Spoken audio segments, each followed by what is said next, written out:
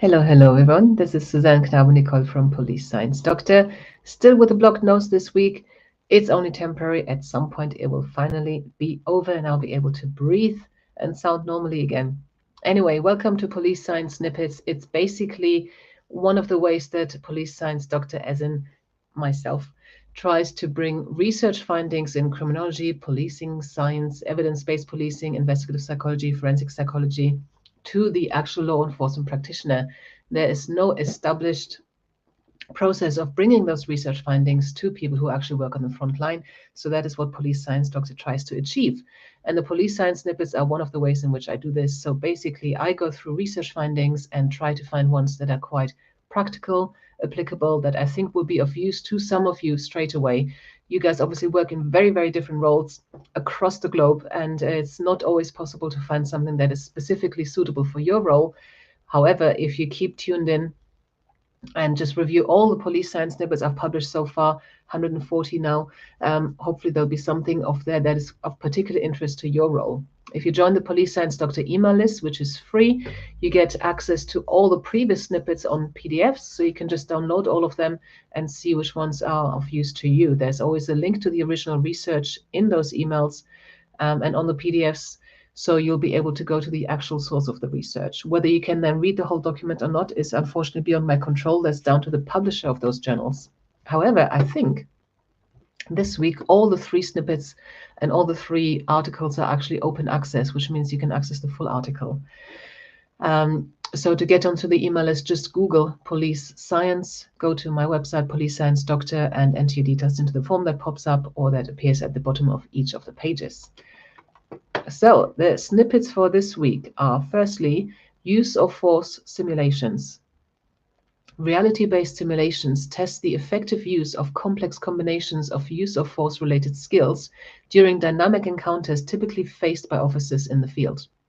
While moderately low rates of lethal force errors were observed overall, there were significantly fewer errors in live versus video scenarios. So this study compared live simulation. You are in the field, people are pretending to either be baddies or not baddies, I guess. And they compared that to a video condition where people presumably are wearing virtual reality goggles and are doing the video simulation. So the error rate for the live simulation with actual people was just 0.81%, and the video scenario error rate was 5 times as much, 5.92. So as they're saying, still quite low, but much higher in the video scenario option or version or condition, which means that perhaps live scenarios are still a more effective way of training. What I'd be interested in, so this is obviously the error rate in training, what I'd be interested in is to compare officers in the field. You look at their use of force rates and in how many cases these were appropriate or not appropriate, and then try and link that back to what kind of training they had. Some future research idea for someone out there. The next snippet is about appearance and lineups accuracy.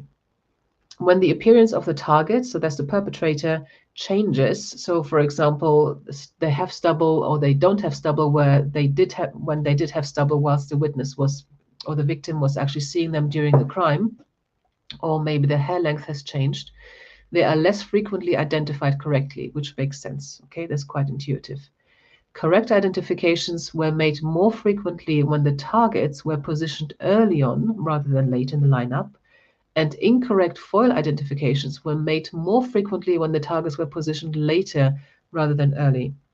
So identifications are made more frequently correctly of the actual target when they're shown earlier on in the lineup rather than being one of the last. And incorrect foil identifications were made more frequently when the targets were positioned late rather than early. So that's the opposite.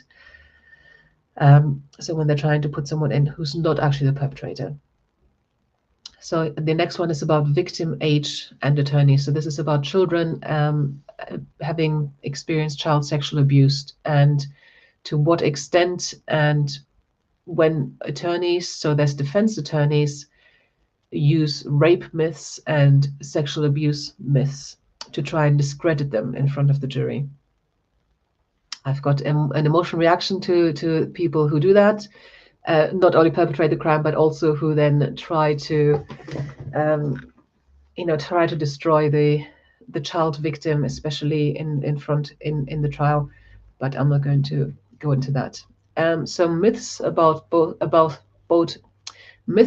both rape generally and child sexual abuse specifically appear with regularity in criminal trials of children who have made allegations of CSA, child sexual abuse. So these myths are brought to the front by the defense attorneys.